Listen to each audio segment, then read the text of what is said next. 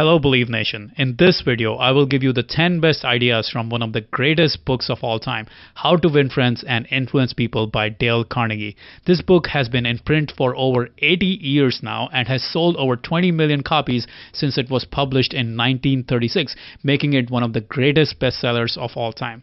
You might be wondering why this book is so popular. Well, this book contains the timeless wisdom on getting people to like you, building lifelong friendships and relationships, and learning how to inspire people, lead people, and influence people. In this video, I will be giving you the 10 best ideas from this book, How to Win Friends and Influence People. And one of those 10 ideas is a secret idea that Dale Carnegie did not even explicitly talk about in the book, but it only becomes apparent after you study the book for years. If you understand this idea, all the other ideas will become much easier to implement. So make sure to pay full attention and take plenty of notes as you watch this video. My name is Manny Vaya, and I'm the founder of 2000books.com and the 2000 Books YouTube channel, where we compress the best ideas from the world's greatest business and personal development books into video summaries just like this one. I have personally read over 1,500 books, and this is one of my top book recommendations in the field of personal development. So let's get into the top 10 ideas from How to Win Friends and Influence People. The first big idea is to give people a fine reputation to live up to. I want to tell you about my mom. My mom is now 70 years old and she's trying to learn English. However, every time she tries to learn English from my dad, he calls out all the mistakes she's making. And that leaves her dejected and demotivated, to the point that she does not even try and approach him for any English questions anymore. But every time she talks to me about learning English language and asks me questions about it, I always encourage her for the progress she's making and all the things that she's doing right. And then I tell her that she is my hero. It's because of her that I have this relentless thirst for learning and growing myself. And that leaves her inspired and motivated to continue to improve her English. You see, unknowingly, I have always been giving my mom a fine reputation to live up to. The reputation of being my hero and being an inspiring figure who loves to learn. And that keeps her inspired and motivated to learn. And that is the key here.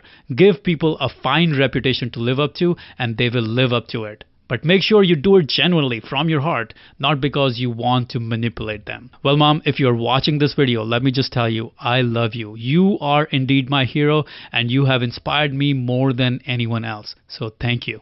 The next big idea is to encourage others to talk about themselves.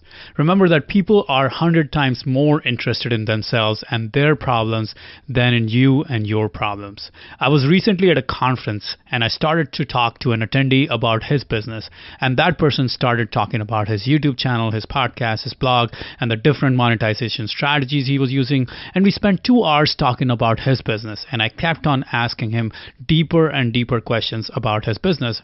And then he asked me towards the end about my business, and I told him more about 2000 Books and how we monetize 2000 Books by selling online courses, and I also told him about how I help online entrepreneurs build their online business through my coaching programs.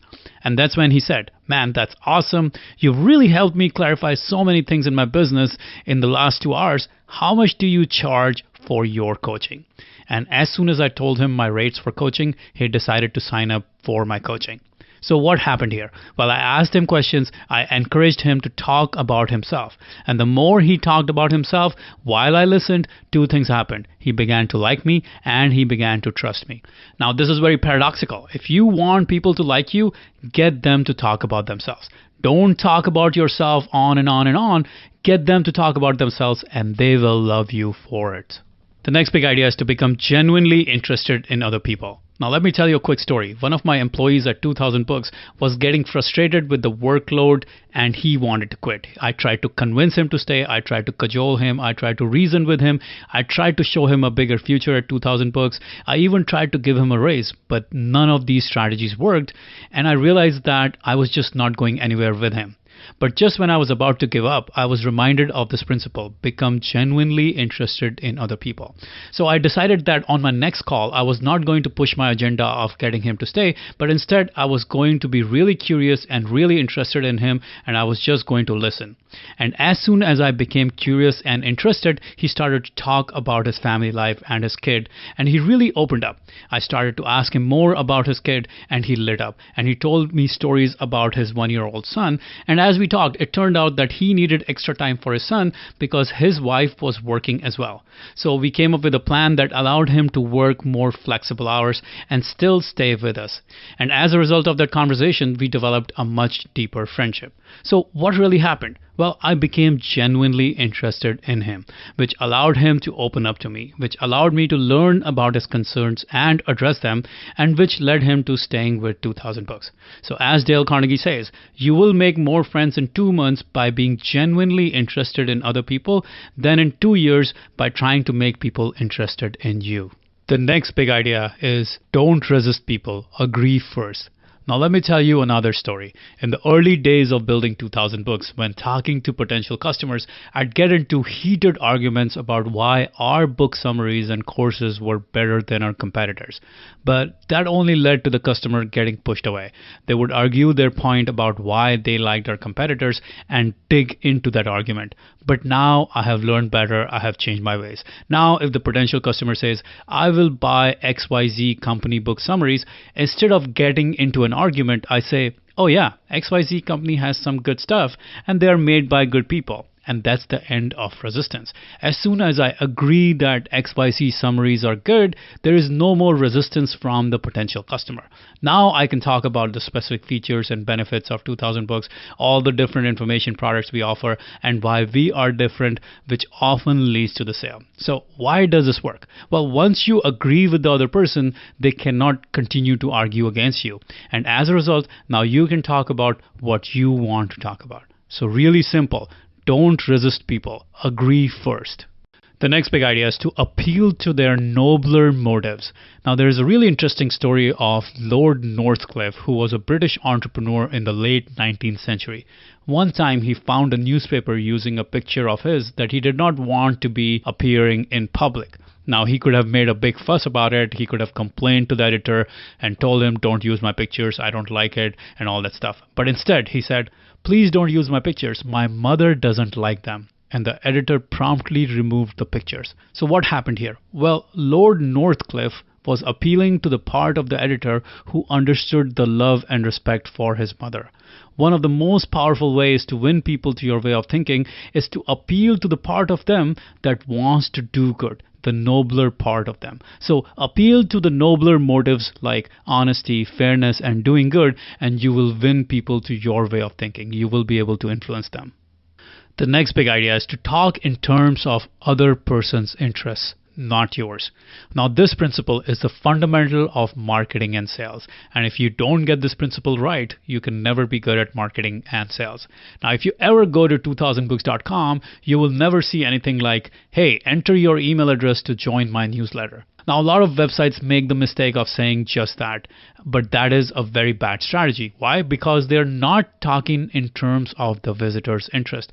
They're not talking about the benefit the visitor will get from joining their newsletter. You see, whenever I make improvements to our website or our marketing, the first thing I try to think of is, what is it that you, the visitor to my website, are most interested in? So instead of asking you to join my newsletter, I offer you something that you might be interested in.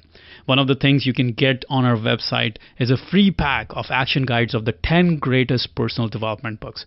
Just enter your email address and I will send them to you right away. Now, if you are interested in personal development, you are much more likely to sign up for these free action guides rather than my newsletter. Now, here's the fundamental principle of influencing others. Talk in terms of their interest, not yours. Always ask yourself, what do they want? What are they most interested in? And give that to them.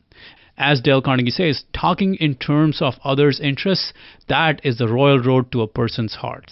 The next big idea is to make the other person feel important and do it sincerely. Before starting 2000 Books, I used to be a computer engineer, but my career didn't really take off according to plan because I was laid off from my first job in 2 years. For a while, I didn't really understand why I got laid off until I read this book, How to Win Friends and Influence People. And when I read the book, I totally understood my mistake. I was constantly trying to prove to others how smart I was, how intelligent I was, how awesome I was. All I did all the time was talk about all the amazing things going on in my life, my interests, my passions, my hobbies.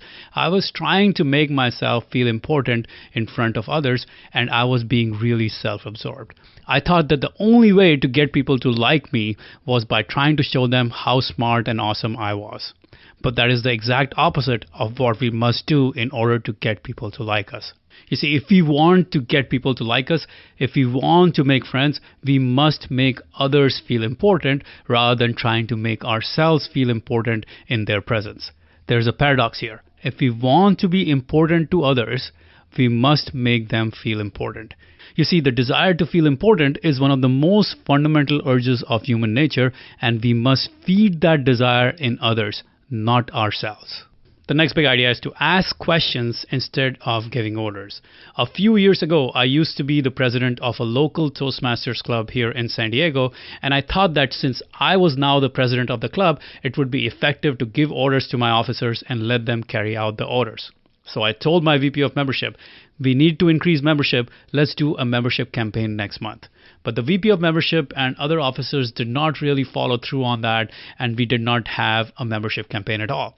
And that is when I realized my mistake. I had to stop giving orders and start asking questions instead. So in the next meeting with my officers, I said, our club needs new blood. We are running low on membership, and I would love to hear your ideas on how we can grow the club. So the VP of membership came up with the idea of a free pizza membership drive that she liked, and then the VP of membership executed it to perfection. So why does asking questions work better than giving orders? When we ask questions, the other person feels important, which is the most powerful law of human nature, making other people feel important. Not only that, asking questions saves their pride. They don't feel like they are your servants. Rather than going against your orders, people will cooperate because it is now their idea, because they were part in conceptualizing it.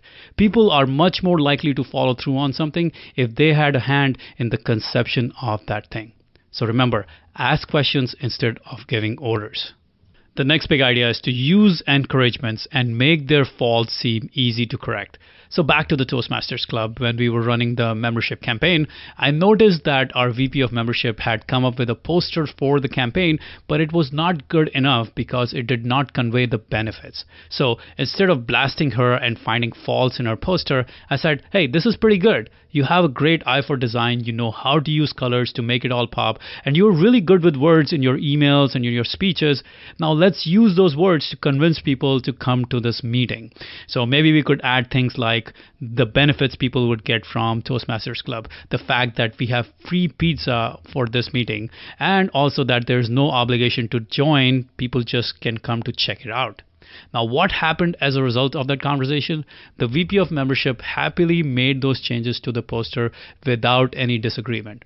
So what did I do here that caused the VP of membership to want to make those changes without any resistance? Well, I first encouraged her and praised her for everything she was doing right, and then gave her a few things to improve on, making them seem really easy. So that's what we need to do if we want to inspire people to take action. We need to encourage them, and we need to make their faults seem really easy to correct. Now let's talk about the biggest idea from the book. And I think this is a secret idea because Dale Carnegie did not point it out as a separate law or rule or chapter in the book at all. But this idea in some ways is the meta level principle. It is the foundation of this whole book. And without this principle, none of the ideas from this book will work. So what's this idea? Well, it is a paradox. So here it is. If you want people to like you, you must like them first. Only when you genuinely like the other person will you be able to make friends with them, inspire them, motivate them, influence them, and lead them. However, if you don't genuinely like the other person, none of these ideas will actually work for you. You will constantly feel frustrated.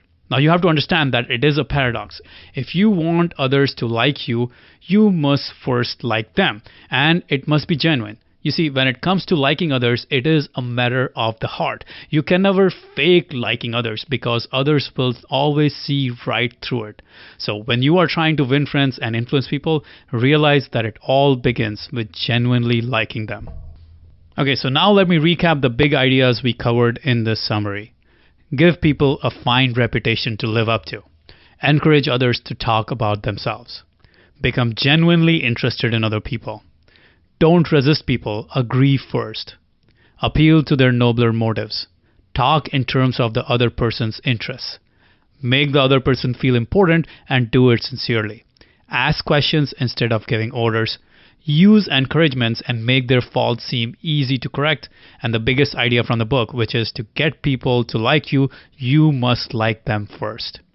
So if you enjoyed this summary of how to win friends and influence people and learned something new from it, I am sure you will love the 2000 Books YouTube channel as well. The link to the 2000 Books YouTube channel is in the description below, so come check it out. On the 2000 Books YouTube channel, we have summarized some of the greatest books in the field of entrepreneurship, marketing, sales, management, leadership, strategy, self-help, productivity, happiness, motivation, self-confidence, self-esteem, success mindset, positive psychology, emotional intelligence, social skills, people skills, billionaire biographies, basically all the books that will help you succeed in business and in life. So come check it out. The link is in the description below. If you want to see the last book review we did on the legendary Think and Grow Rich, check out the video right there next to me. I think you'll enjoy it. Continue to believe, and I'll see you there.